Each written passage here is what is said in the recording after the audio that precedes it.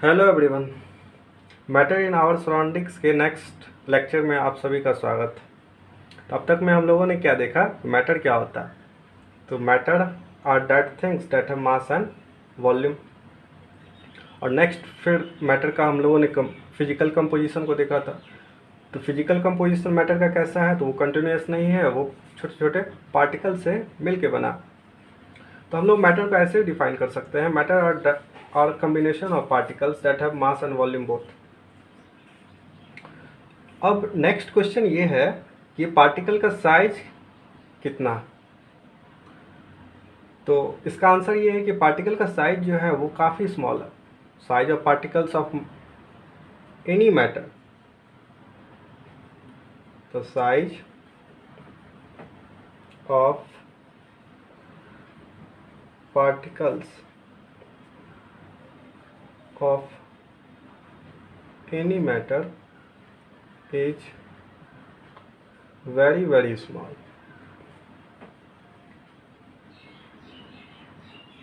तो पार्टिकल का जो साइज है किसी भी मैटर का वो काफ़ी छोटा है।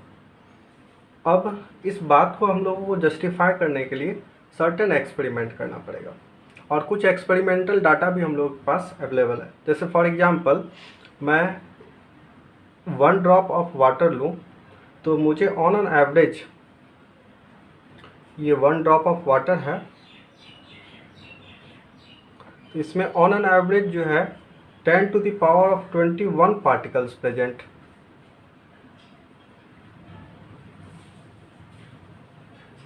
है ना ये इंटरेस्टिंग बात। इससे आप अनुमान लगा सकते हो कि पार्टिकल्स का जो साइज है मैटर का वो काफ़ी छोटा, काफ़ी छोटा है वो।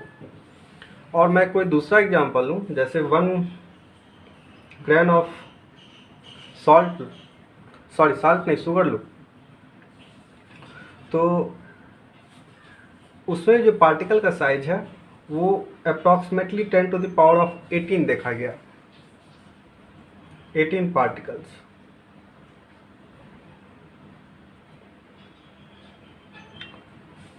ये है शुगर ग्रेन।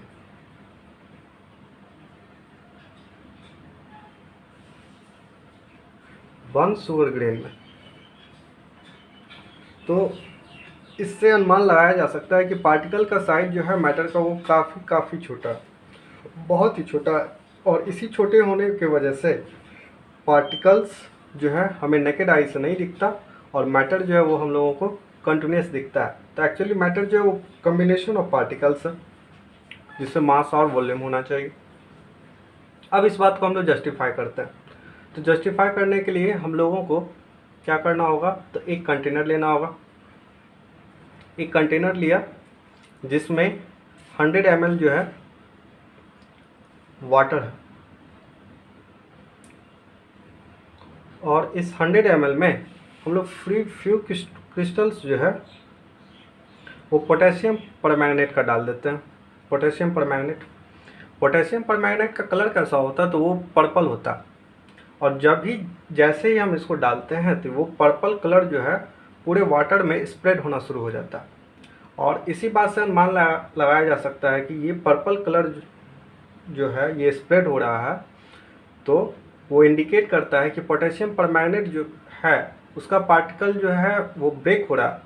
अभी जो पोटेशियम परमैंगनेट का मैंने कुछ क्रिस्टल्स लिया वो ब्रेक हो रहा है, और ब्रेक होके वो चारों तरफ जो है स्प्रेड हो रहा है।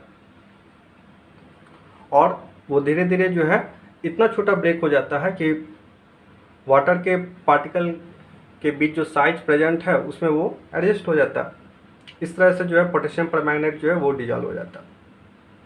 डिजॉल्व हो गया तो फिर नेक्स्ट हम लोगों को क्या करना पड़ता है, इससे 10 ml जो है हम लोग पोटेशियम परमैंगनेट का सॉल्यूशन जो है वो निकाल लेते हैं 10 ml, और उसको नेक्स्ट 90 ml वाटर में जो है वो हम लोग डिजॉल्व कर देते हैं।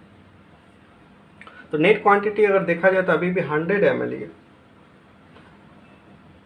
ठीक है। लेकिन ये अगेन जो है 90 ml वाटर को, जो प्योर वाटर लिया था मैंने, उसे भी वो पर्पल कर देता है। और यहाँ पे ये भी ध्यान देने वाली बात है कि यहाँ पोटेशियम परमैंगनेट का जो पार्टिकल्स का नंबर होगा वो पहले के कंपैरिजन में काफ़ी कम होगा। नेक्स्ट फिर हम लोग क्या करते हैं, दूसरा 90 ml वाटर लेते हैं और इसमें से अगेन 10 ml जो है सॉल्यूशन निकाल के डिजॉल्व कर देते हैं, ऐड कर देते हैं इस 90 ml में। फिर हम लोग क्या देखते हैं कि ये अगेन जो है ये इस वाटर को भी जो है वो पर्पल कर देता है।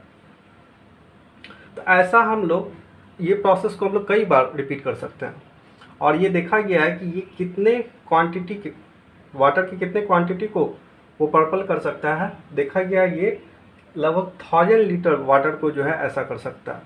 तो इसी से आप अनुमान लगा सकते हो कि पोटेशियम परमैंगनेट का जो फ्यू क्रिस्टल्स है वो 1000 लीटर वाटर को अगर पर्पल कर सकता है तो इसका मतलब वो पोटेशियम परमैंगनेट का क्रिस्टल्स जो है कई सारे पार्टिकल्स से मिलकर बना होगा, तभी तो वो हर बार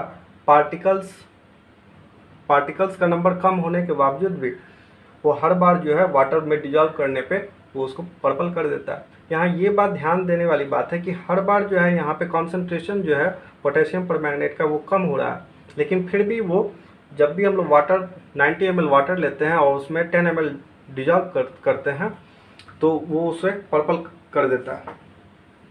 तो ये पॉसिबल तभी है जब ये पोटेशियम परमैंगनेट का जो क्रिस्टल्स है वो बहुत सारे पार्टिकल्स से मिलकर बना हो और इस पार्टिकल्स का नंबर जो है बहुत ज़्यादा हो, बहुत ज़्यादा ही नहीं, बहुत ज़्यादा होना चाहिए,